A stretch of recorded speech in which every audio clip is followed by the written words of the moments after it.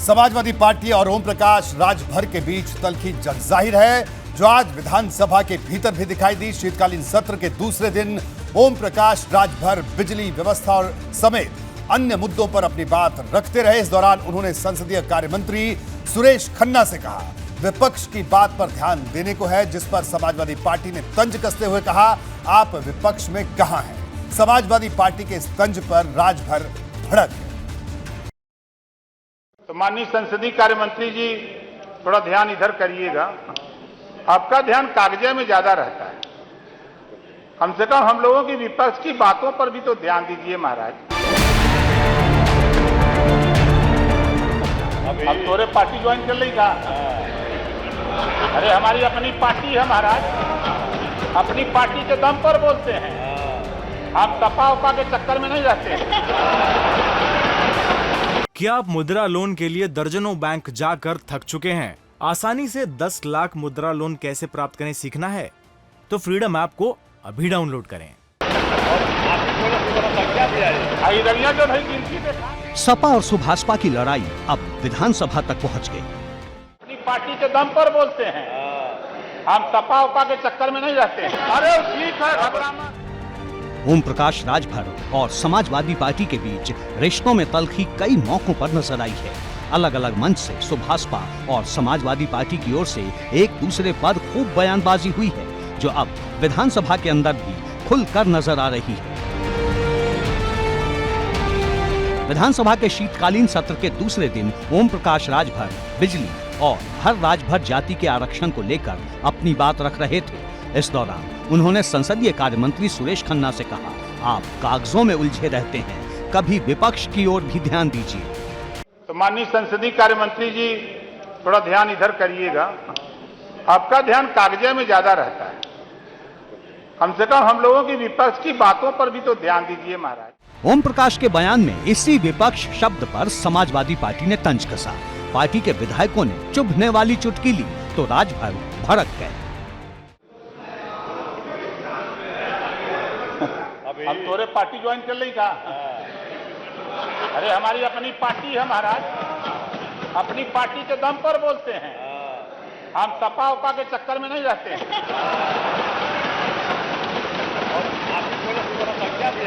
रविया जो भाई गिनती देखा था ना, ये जो गिनतियां देखा था, ये ओम प्रकाश राजभर का मन बड़ी भूमिका है, वो मत सोचिएगा। अरे ठीक है, घबराना। सदन के अंदर समाजवादी पार्टी और ओम प्रकाश राजभर के बीच छिड़ा संग्राम यहीं खत्म नहीं हुआ।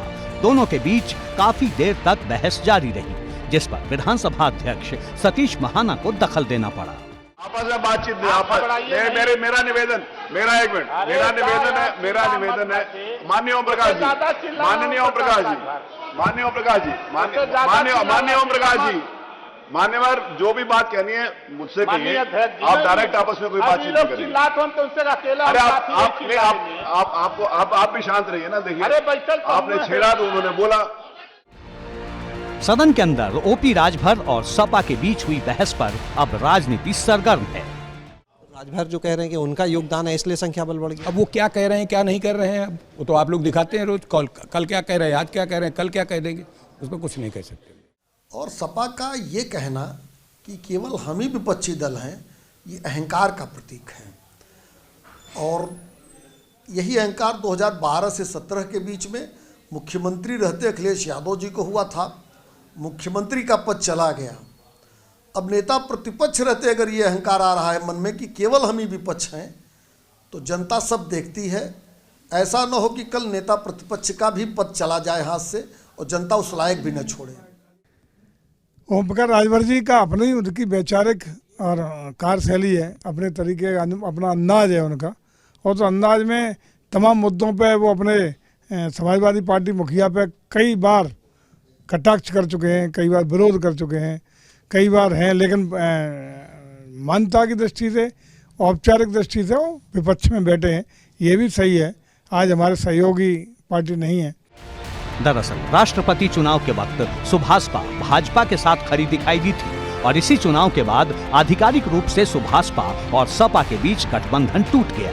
दिलचस्प बात यह है कि गठबंधन टूटने के बाद ओपी राजभर के बयान ज्यादातर मौकों पर समाजवादी पार्टी पर तल्ख और भाजपा को लेकर सॉफ्ट रहे हैं और सदन में हुए संग्राम की असल वजह भी शायद यही है। एबीपी गंगा के लिए ब्यूरो रिपोर्ट। क्या आप मुद्रा लोन के लिए दर्जनों बैंक जाकर थक चुके हैं? आसानी से 10 लाख मुद्रा लोन कैसे प्राप्त करें सीखना है? तो फ्रीडम ऐप को अभी डाउनलोड करें।